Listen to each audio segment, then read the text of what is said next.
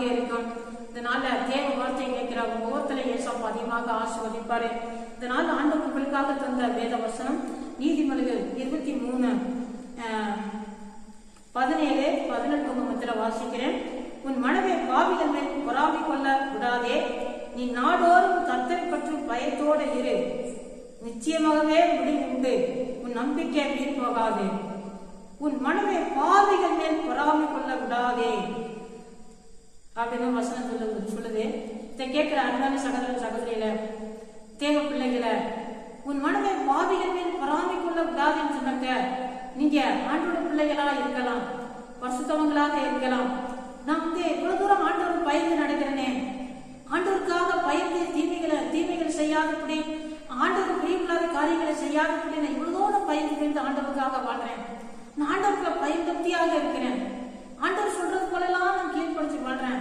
ஆனா என்னால முன்னேற முடியலையே. இந்த பாவிகள் இஷ்டம் போல நடக்கிறாங்க, என்னென்னமோ செய்யறாங்க, அநியாயம் இந்த அக்கிரமங்களை செய்யறாங்க, கொள்ளடிக்கிறாங்க, லஞ்சம் வாங்குறாங்க, ஆண்டவரை பிரியமில்லாம எத்தனையோ காரியங்களை செய்யறாங்க. ஆனா அவங்க எல்லாம் நல்லா இருக்கிறாங்க, உயர்ந்து போய் கொண்டிருக்கிறாங்களே. ஆனா என்னால முன்னேற முடியலையே அப்படின்லாம் நீங்க வருத்தப்படலாம். ஆனா ஆண்டவர் உங்களை பார்த்து சொல்றாரு, நீ பொறாமைப்படாதே. சங்கீதக்காரங்க ஒரு இடத்துல சங்கீதத்துல சொல்றான், அவன் அந்த துன்மார்க்கா எப்படி இருப்பானா, அவன் சங்கீதம் 73 நம்ம பாக்குறோம். சொல்லப்பட்ட துன்மார்க்கா அவன் செழிப்பா இருப்பானா, பச்சை மரத்தை போல இருப்பானா. ஆனா அவன் கிணறு பட்டினா போர் பட்டா அவனுக்கு தண்ணிலாம் நல்லா செழிப்பா இருக்கணும். ஆனா அவன் கொழுப்பா இருப்பானா, பெருமை பிடிச்சவனா இருப்பானா. ஆனா அவன் கொஞ்ச நாள்ல பார்த்தா அவனுக்கு சாப்பிட்டு பார்த்தா என்ன இல்லையா, அவன் காணும் அப்படின்லாம் சொல்லி சங்கீதத்துல நம்ம வாசிக்கிறோம். அவங்க இன்னைக்கு இருக்கிற போல இருப்பாங்க. ஆனா ஏதாவது ஒரு வகையில அடிச்சுட்டு போயிடும், காணாம போயிடும். அப்படி கூட சில வழியில காணாம போயிடும். இப்படிலாம் இருப்பாங்களே இப்ப இருக்கிறாங்களே.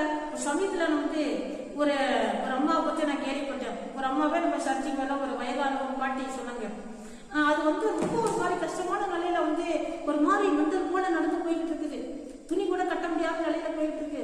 நாங்க யார் அப்படி போய்கிட்டு இருக்குதா, எது சாப்பாடு எது எதிர்பார்க்குதா அப்படின்னு சொல்லி நான் பேசிக்கிட்டு இருக்கிறேன். அவ எப்படி இருந்தவ தெரியுமா, இவ்வளவு ஆடம்பரமா இவ்வளவு கெத்தா இருந்தவ தெரியுமா.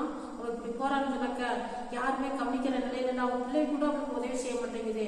அவ இப்படி இருந்தா தெரியுமா அப்படின்னா அந்த பாட்டி அவளை பத்தி அந்த அம்மா பத்தி சொல்லுது. அப்ப இவ்வளவு இருக்கிறவங்க ஒரு நாள் இல்லாம போயிடும். தேவ பிள்ளைகளா இல்லாம அநியாயம் அக்கிரமம் செய்யறவங்களுக்கு என்ன செய்யலாம், ஒரு நாள் அடிச்சுட்டு போயிடும். ஆனா ஆண்டவர் உங்களை பார்த்து சொல்றாரு, நிச்சயமாகவே முடிவு உண்டு. உன் நம்பிக்கை வீண் போகாது.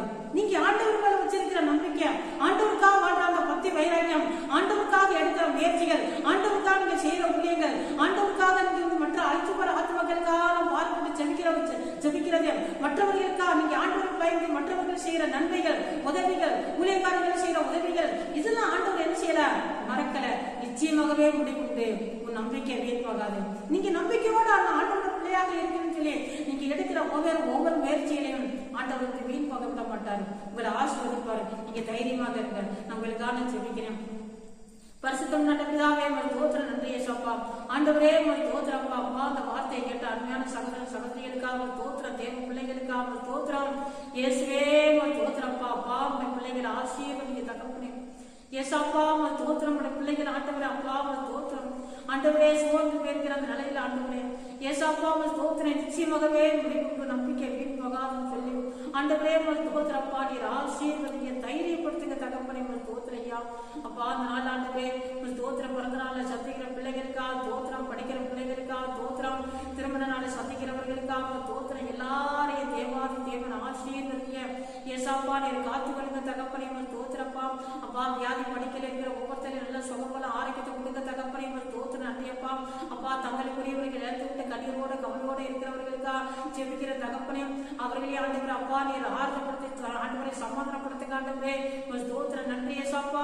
தோத்திரையா உங்களை கருத்துல கொடுக்கிறோம். கடை வியாபாரிகளுக்கா தோத்திரம், தொழில்கள் நடத்துறவர்களுக்காக தோத்திரம், விவசாயிகளுக்கா தோத்திரம், மீனவர்களுக்கா தோத்திரம். எல்லாரையும் ஆசீர்வதிங்க. எல்லாரும் நினைக்கிற முயற்சிகள் எல்லாம் நீர் வாய்க்கப்படுங்க, ஆசீர்வதிக்க தகப்பனே. தோத்திரம் நன்றியப்பா. எல்லாருக்கும் இந்த நாள் ஆசீர்வாதமா இருக்க ஆண்டவரே அப்பா. தோத்திரம் இயேசு கிறிஸ்துவின் நாமத்திலே எல்லாம் கெஞ்சி செல்கிறேன். பரிசுத்தம் நல்ல பிதாவே.